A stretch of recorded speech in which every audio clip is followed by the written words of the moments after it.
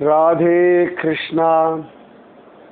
जय बोलो सीता रामचंद्र भगवान की जय। श्री राम जय राम जय जय राम।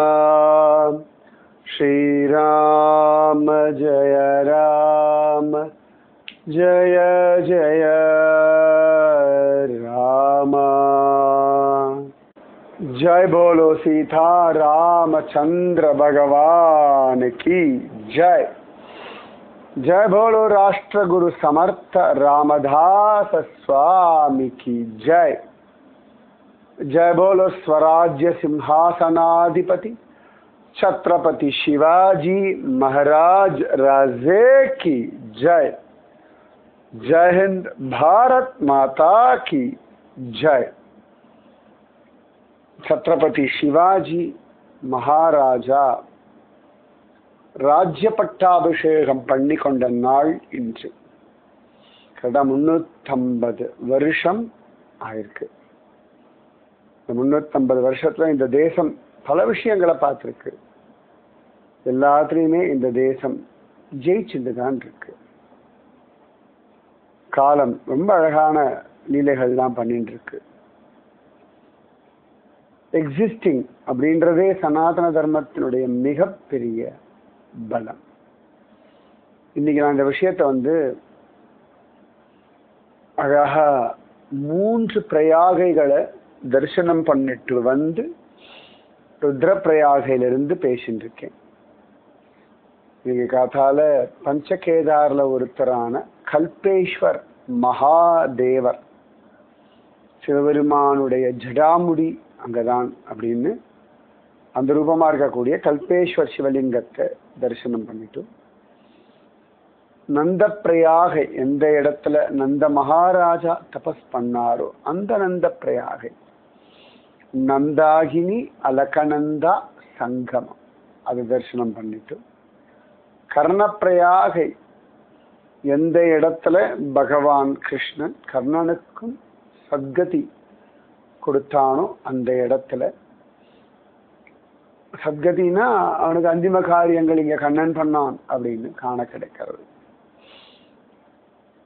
பிண்டார் அலகநந்தா சங்கமம். இந்த கர்ணப்பிரயாகையில எனக்கு கர்ணனை விட முக்கியமான விஷயம் சுவாமி விவேகானந்தா இங்க உட்கார்ந்து தபஸ் பண்ணியிருக்கார். அடுத்தது ருத்ரப்பிரயாகை அலகநந்தா மந்தாகினி சங்கமம்.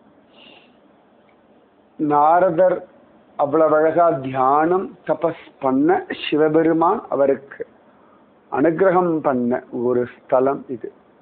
நாரத மகரிஷியோடைய அகம்பாவம் அழிஞ்சு அவருக்கு சங்கீதத்தினுடைய நுணுக்கங்களை சிவபெருமான் சொல்லிக் கொடுத்த ஒரு இடம் இந்த ருத்ர பிரயாகை. ஸோ இன்னைக்கு நந்த பிரயாகை, கர்ணப்பிரயாகை, ருத்ர பிரயாகை 3 பிரயாகை பார்த்துட்டேன். பத்ரிகாசம் பக்கத்துல முதல்ல வருது விஷ்ணு பிரயாகை, அதுக்கு அடுத்தது நந்த பிரயாகை, 3ஆவதாக கர்ணப்பிரயாகை, 4ஆவதாக ருத்ர பிரயாகை, 5ஆவதாக தேவ பிரயாகை. இந்த 5ல நடுவில் இருக்கக்கூடிய 3 பிரயாகைகளை இன்னைக்கு அழகா தரிசனம் பண்ணிட்டு வந்திருக்கேன். கொஞ்சம் கலப்பாதான் இருக்கு. ஆனாலும் இன்னைக்கு சத்ரபதி சிவாஜியினுடைய ராஜ்ய பட்டாபிஷேக தினம்னு பொழுது அதை விட்டுட்டு தூங்குறதுக்கு மனசு வரல. அதனால ராத்திரி 9:45 ரெக்கார்ட் பண்ணிட்டு இருக்கேன்.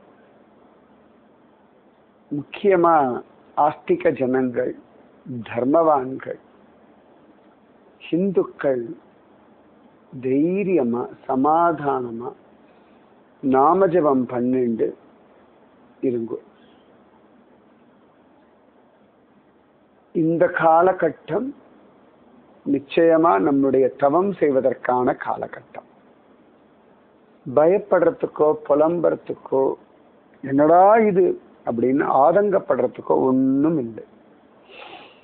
சமர்த்த ராமதாசர், சத்ரபதி சிவாஜி போன்றவர்கள்லாம் வாழ்ந்த அழகான ஒரு தேசம். அவர்கள் அத்தனை பேரும் பாதுகாத்த சனாதன தர்மம் இனிமேலும் ரட்சப்படும்.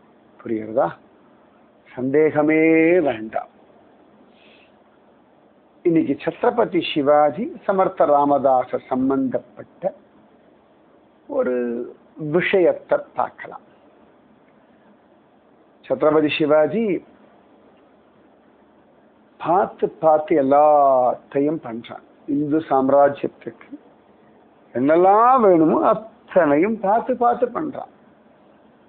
முகம்மதியர் இடத்துல இருந்து தேசத்தை காப்பாத்துறது, ஜனங்களை காப்பாத்துறது, கோட்டைகளை காப்பாத்துறது, கோவில்களை காப்பாத்துறது, நம்முடைய இந்து பண்டிகைகளை காப்பாத்துறது, நிறைய காரியம் சத்ரபதி சிவாஜி பண்ணியிருக்கான். கொஞ்சம் நஞ்சம் இல்லை, சும்மாவே. எப்படி ராஜமாதா ராணி அகல்யாபாய் கோல்கர் அவள் எவ்வளோ பண்ணியிருக்கா. அவதான் நிறைய கோவில்களை புனருத்தாரணம் பண்ணான். அந்த மாதிரி பல பேரும் பல காலகட்டத்தில் இந்த சனாதன தர்மத்தை அவ்வளவு ஜாகிரதையா பத்திரப்படுத்தி திரும்ப திரும்ப திரும்ப திரும்ப புனருத்தாரணம் பண்ணிக்கொண்டே இருக்கார்கள். சனாதன தர்மத்துக்கு எப்பொழுதுமே சவால்கள் உண்டு. Remember this. சவால்களே இல்லாத இனம் அழிஞ்சு போயிடும். எந்த இனத்திற்கு நிறைய சவால்கள் இருக்கோ அந்த இனம்தான் மேல மேல மேல மேல இருந்துட்டே இருக்கும். உதாரணம் கரப்பாம்பூச்சி. அந்த கரப்பாம்பூச்சிக்கு அவ்வளவு சவால்கள். கரப்பாம்பூச்சி நமக்கு ஒரு பெரிய சவால். ஆனா இன்னி வரைக்கும் ஜீவிச்சுட்டு இருக்கா இல்லையா? இத்தனை மில்லியன் வருஷம் ஆயாச்சு. அதே டைனாசர் ரொம்ப பெருசு, அதுக்கு பெரிய சவால்கள்லாம் இல்லை. கடைசியில இன்னைக்கு அந்த இனமே இல்லை இல்லை. அப்ப சவால்கள் அப்படின்றது, போராட்டங்கள் அப்படின்றது வாழ்க்கைக்கு ரொம்ப அவசியம். அந்த போராட்டம், அந்த சவால்கள் தான் ஒருத்தனை உயிர்ப்போட வச்சிருக்கும். நம்ம சனாதன தர்மத்திற்கான சவால்களும் போராட்டங்களும் தான் இத்தனை வருஷங்களா இதை உயிர்ப்போட வச்சிருக்கு. நம்ம புராண இதிகாசங்கள்லயே அப்படித்தானே சொல்லப்பட்டிருக்கு இல்லையா? ராமனா இருந்தாலும் சரி, கிருஷ்ணனா இருந்தாலும் சரி, சங்கரரா இருந்தாலும் சரி, ராமானுஜரா இருந்தாலும் சரி, போராட்டங்கள் அப்படின்றது இங்க காமன். அவெல்லாம் போராடி ஜெயிச்சுதான் இவ்வளவு அழகா பல விஷயங்களை நமக்கு கொடுத்துருக்கா. நம்ம ரொம்ப சொகுசா அனுபவிச்சுட்டு இருக்கோம். நம்மளும் போராடணும். ராமர் கோயில் கட்டிட்டோம், காசி விஸ்வநாதர் கோயில் அழகா சரி பண்றது, ரைட். இன்னும் நிறைய பண்றதுக்கு இல்லையா? அடுத்த போராட்டம், இன்னும் பெரிய காரியங்கள் பண்றதுக்கு பெரிய சேலஞ்சஸ் உண்டு. So remember this. என்னடா இது அப்படின்னு அங்கலாய்க்கிறதுக்கு ஒன்றும் இல்லை. சவால்கள், இதை சமாளிக்கக்கூடிய மனோபலம், உடல் பலம், புத்தி பலம் எல்லாம் நமக்கு உண்டு. ஒருத்தன் ஜிம்ல போய் ஒர்க் அவுட் பண்றான்னு வச்சுக்கோங்களேன், எல்லாமே ஈஸியா பண்ணிட்டான்னா உடம்பு அழகா வராது. அடுத்தடுத்த சேலஞ்ச் கொடுத்துட்டே இருப்பா அந்த ட்ரெயினர் ஆர் கோச்சர், கோச்சிங் பண்றவர், கோச். ஏன்னா அப்பதான் அந்த உடம்பு அழகா அப்படி கட்டுமஸ்தானமா கல் மாதிரி வளரும். ஸோ சேலஞ்சஸ் அதிகப்படுத்திகிட்டே இருக்கணும் வாழ்க்கையில. சவால்கள் கூட கூட கூட கூட திறமைகள் கூடும், வாழ்க்கையினுடைய பலம் கூடும். ஸோ இந்துக்களே, சவால்களை எதிர்கொள்ளுவோம், சமாளிப்போம், ஜெயித்து காட்டுவோம். அப்படி காட்டின ஒருத்தன் தான் சத்ரபதி சிவாஜி. அப்படி காட்டின ஒருத்தர் தான் சமர்த்த ராமதாசர். நாமெல்லாம் அப்படிப்பட்டவருடைய பிள்ளைகள். காட்ட சிங்கத்துக்கும் சவால்கள் உண்டு. என்ன, சிங்கம்னால எல்லாம் ஈஸியாலாம் ஒன்றும் கிடைச்சுடாது, புலினா எல்லாம் ஈஸியாலாம் கிடைச்சுடாது. எல்லாத்துக்கும் சவால்கள் உண்டு. அத்தனை சவால்கள்லையும் போராடக்கூடியவைகள் மட்டும்தான் வாழ்க்கையில் முன்னேறும். கர்ப்பத்தில் இருக்கும் பொழுது அவ்வளோ போராட்டம் நமக்கு உண்டு. அத்தனை போராட்டம் தாண்டி ஜெயிச்சு வந்திருக்கோம். ஸோ போராட்டம் நம் வாழ்க்கையின் பாதை. போராடுவோம், ஜெயிப்போம். இதெல்லாம் ஜாலியாக அப்படி ஃபேஸ் பண்ணிட்டு போயிட்டே இருக்கணும். புரியறதா? புலம்பப்படாது. புலம்புறதுக்கு என்ன இருக்கு? சத்ரபதி சிவாஜி, சமர்த்த ராமதாசர்லாம் இதை விட மோசமான காலகட்டத்திலலாம் ஜெயிச்சிருக்கா. நமக்கெல்லாம் ஒன்றும் மோசமான காலகட்டம்லாம் இல்லை. அதுலே இருக்கும். இன்னும் நன்னா தான் இருப்போம். ராமர் கோயில் கட்டுவோம்னா கட்டிட்டோம். காஷ்மீரம் நன்னா இருக்கும், நன்னா தான் இருக்கும். இனியும் நிறைய விஷயங்கள் ஜோரா தான் பண்ண போறோம். இது பகவான் நிச்சயமா நடத்தி கொடுப்பான், சந்தேகமே வேண்டாம். சமர்த்த ராமதாசர், சத்ரபதி சிவாஜி ஒரு சந்தர்ப்பத்தில் ஒரு இடத்துல இருக்கா. முக்கியமா சத்ரபதி சிவாஜி ஒரு கோட்டையோ ஏதோ கட்டக்கூடிய அந்த ஒரு ரெனோவேஷன் ஒர்க்கோ இதுலயோ இருக்கான் முக்கியமா. அப்ப சிவாஜி ரொம்ப ஜாக்கிரதையா தான் இருப்பான். மனசுல அகம்பாவமோ தற்பெருமையோ இதெல்லாம் வராம தான் பார்த்துப்பான். ஆனா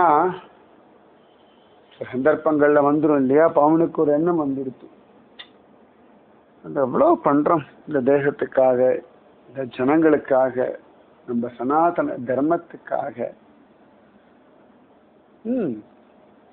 இவ்வளோ பேரை காப்பாத்தின்னு இருக்கோம், சூப்பர்ல அப்படின்னு ஒரு ஒரு ஒரு பெருமை வந்துடுது. அது வரத்தானே செய்யும், வரலன்னா தான் அதிசயம். ஸ்திரீகள் நல்லா சமைக்கிறோம்னு பெருமை வரும், குடும்பத்தை சூப்பராக நடத்துறோம்னு பெருமை வரும், அழகா இருக்கேன்னு பெருமை வரும். ஆம்பளைகளுக்கு கேட்கவே வேண்டாம், என் குடும்பத்தை அப்படி நடத்தணும்னு பெருமை வரும், எல்லாரையும் கட்டுக்கோப்பில் வச்சிருக்கேன்னு பெருமை வரும், எனக்கு ஆப்பர்ச்சுனிட்டி கிடைச்சாலும் நான் கெட்டு போகாமல் இருக்கேன்னு பெருமை நிறைய உண்டு வச்சுக்கோங்களேன். வயசான வாழ்க்கை சில பேருக்குலாம் பெருமை வரும். அழகா பசங்க நல்லபடியாக கல்யாணம் பண்ணியாச்சு, பேரன் பாத்தி எல்லாம் பார்த்தாச்சு, அப்படி ஒன்று.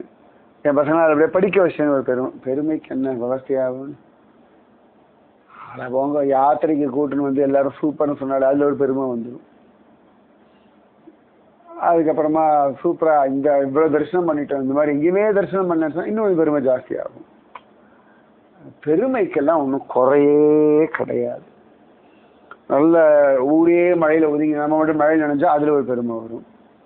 ஊரே வெயில கரிச்சு கொடுங்க, நம்ம வெயில சாதாரண போயிட்டு ஆஹான்னு ஒரு பெருமை வரும். எல்லாத்துக்கும் பெருமை வரும். இப்ப சத்ரபதி சிவாஜி அவ்வளவு பண்றானே, அவனுக்கும் ஒரு பெருமை எட்டி பார்க்கறது. கரெக்டா அப்ப சமர்த்த ராமதாசர் அங்க வந்துட்டார். இப்படி பார்த்தார், நிறைய கல்லா வச்சிருப்பா இல்லையா கோட்டை இதெல்லாம் கட்டுறது. அப்ப இங்க இருக்கக்கூடிய ஒருத்தன, டேய் இந்த கல்லை தட்டு அப்படின்னு. சிவாஜி பார்த்தாங்கடா அது கல்லை தட்ட சொல்ற, இல்ல அந்த கல்லு சரியா அங்க வைக்கணுமே, இல்ல இல்ல தட்ட சொல்லுவேன். உடனே அந்த கல்லோட லேசான தட்டு தட்டினான், தங்குன்னு ஒரு சத்தம் கேடுது. அந்த நல்லா தட்டி உட அப்படின்னு சமர்த்த ராமதாசர். அவன் தட்டினா உடஞ்சது. உடஞ்சா உள்ளுக்குள்ளேருந்து ஒரு தேரை அப்படி குதிச்சது. கல்லுக்குள் தேரை சொல்லுவோம் தெரியுமா, கல்லுக்குள்ள எப்படி தேரை போச்சு நேருக்கு புரியாத போது. ரைட். சமர்த்த ராமதாசர் அதை பார்த்து கை கூப்பிண்டார். ஜெய ஜெய ரகுவீர சமர்த்த ஸ்ரீராம ஜெய ராம ஜெய ஜெய ராம அப்படின்னா. சிவாஜி மகாராஜாவுக்கு ஒன்றும் புரியல. சமர்த்த ராமதாசர், பார் சிவாஜி, இந்த கல்லுக்குள்ள இருக்க தேரையை நீ காப்பாத்துறியா நான் காப்பாத்துறேன்னா யார் காப்பாத்துறா? எல்லாம் நம்ம ரகுநாதன் காப்பாத்துறான்னுட்டா. பொடி தட்டிட்டு சிவாஜிக்கு. வாஸ்தவம் தானே, என்னமோ நான் தான் உலகத்தை காப்பாத்துறேன், நான் தான் ஜனங்களை காப்பாத்துறேன், நான் தான் சனாதன தர்மத்தை காப்பாத்துறேன், நான் தான் மனிதர்களுக்கு பலம் கொடுக்குறேன், நான் தான் மனிதர்களுக்கு உற்சாகம் கொடுக்குறேன், நான் தான் மனிதர்களுக்கு தைரியத்தை கொடுக்குறேன். அந்தரியாமியா இருக்கிற பகவான் தான் ஒவ்வொருத்தருக்கும் கொடுக்கான். எவ்வளவோ பேர் எவ்வளவு பேசினாலும் எவ்வளவு சொன்னாலும் எத்தனை விதமா இருந்தாலும் உள்ளுக்குள்ள இருக்கக்கூடிய அந்தரியாமி வழிகாட்டினாலொழிய யாருடைய பயம் மாறாது, தைரியம் பிறக்காது. பகவத் அனுகிரகத்தினாலே தான் எவ்வளவோ கஷ்டமான சூழ்நிலைகள்ல ஒரு நம்பிக்கை, ஒரு தைரியம், ஒரு உற்சாகம் எல்லாம் வர்றது. உடனே சத்ரபதி சிவாஜி சமர்த்த ராமதாசர் காலில் விழுந்தான். ஹரிதான் காப்பாத்துறான், நான் அவனுடைய வேலைக்காரன்னுட்டான். சூப்பர்ல. எஸ், உங்களுக்கு எதுலெல்லாம் அகம்பாவம் வருதோ, பெருமை வருதோ வரட்டும், வராதுன்னு நான் சொல்ல மாட்டேன். வரும். வரும் பொழுதே டக்குன்னு தலையில் ஒரு கொட்டும் விழும். அந்த கொட்டு விழுறதை கவனிச்சோம்னா போதும், விழும். நிச்சயமா தலையில் கொட்டு விழும். உங்களுக்காலும் சரி, யாருக்கா இருந்தாலும் சரி. வராமல்லாம் இருக்காது. அந்த தற்பெருமையும் வரும், உடனே தலையில ஒரு கொட்டும் விழும். டக்குன்னு அதை பிடிச்சுன்னு தெரிஞ்சிடணும். சிவாஜி ராஜே உடனேயே சமர்த்த ராமதாசர் காலில் விழுந்துட்டான். ராமதாசர் ஆசீர்வாதம் பண்ணார், ஆலிங்கனம் பண்ணிட்டார். ஸோ இன்னைக்கு இவ்வளவுதான். ஓகேவா? ராதே கிருஷ்ணா. அப்பேற்பட்ட சத்ரபதி சிவாஜியுடைய ராஜ்ய பட்டாபிஷேகம் நடந்த 350வது வருஷம். அவனுடைய உழைப்பெல்லாம் இன்னும் இன்னும் அகண்ட இந்து சாம்ராஜ்யத்திற்கான வேலைகள் நடக்கிறது. அவனோட ஞாபகம் வச்சுக்கோங்க, இந்த பாரத தேசத்தில் நடக்கக்கூடிய ஒவ்வொரு செயலுமே அகண்ட இந்து சாம்ராஜ்யத்திற்கான ஒரு வேலையை பண்ணிட்டு இருக்கு. காலம் பதில் சொல்லு.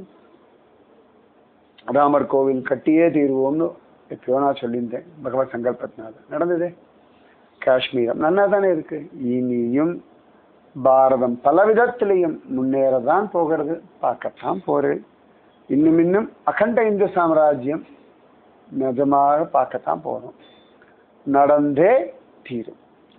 ராதே கிருஷ்ணா. நான் சொல்ற எல்லாத்துக்கும் கங்கா மாதா சாட்சி. இன்னும் சில காலங்கள்ல எல்லாமே நடந்தே தீரும். பகவான் நடத்தி காட்டுவான். ஹிமாச்சல பர்வதராஜன் சாட்சி, கங்கா மாதா சாட்சி. நம்ம பாரத தேவி நன்னாவே இருப்பான். சரியா? ராதே கிருஷ்ணா. மகாகவி பாரதி சொன்ன வெள்ளி பனிமலையின் மீதிருந்து இந்த வார்த்தைகளை சொல்றேன். 3 சங்கமங்களை பார்த்த அந்த பிரார்த்தனையோட சொல்றேன். கல்பேஸ்வர் பகவானிடத்துல பூஜை பண்ண நம்பிக்கையில சொல்றேன். புரியுறதா? ராதே கிருஷ்ணா. நீங்களும் நன்னா இருப்பேன், நானும் நன்னா இருப்பேன். நம்ம தேசம் ரொம்ப நன்னா இருக்கும். சனாதன தர்மம் ஜோரா இருக்கும். குழந்தைகள் நம்ம வம்சத்தாரெல்லாம் சூப்பரா இருப்பா. ராதே கிருஷ்ணா. ஸ்ரீராம ஜய ராம ஜய ஜய ராம. श्रीराम जय राम जय जय राम. जय बोलो सीता रामचंद्र भगवान की जय. जय बोलो राष्ट्र गुरु स्वर समर्थ रामदास स्वामी की जय. जय बोलो स्वराज्य सिंहासनाधिपति छत्रपति शिवाजी महाराज राजे की जय. जय हिंद.